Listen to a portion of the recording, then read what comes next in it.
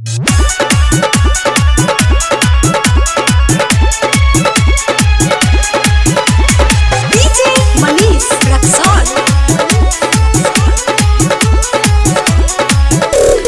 बाबा जी गले बधैया जसमना बे सुनाए भैया, जसमना बे सुनाए भैया। नंद बाबा जी गले बधैया जसमना बे सुनाए भैया। मैया यशोदा झूमत नाचत खुशियाँ आइल अंगन माँ, अंगन माँ। आज जाना में किसन कन्हैया, आज जाना में किसन कन्हैया, आज जाना में किसन कन्हैया। रिकॉर्डिंग बाय माँ दुर्गा रिकॉर्ड्स। डीजे मनीष रक्सौल।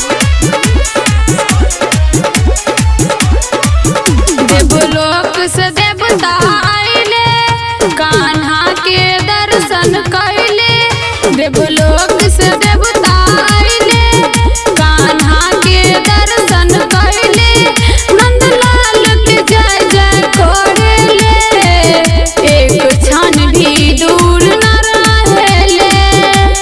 तीनों लोग में गुंजे लागल आइल जग के सहैया, सहैया।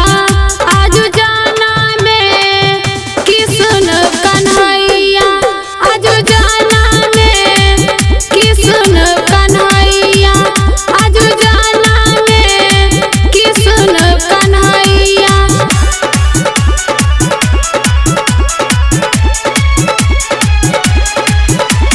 डीजे मनीष रक्सौल।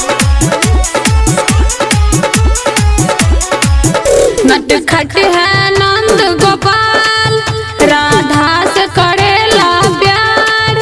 नटखट है नंद गोपाल राधा से करेला प्यार। बांसुरी के धुन में रहेले मैया यशोदा के पुत्र कहावेले। राइटर राजू सिंगर ललिता उहो तो संग में रही। आज जाना में किसन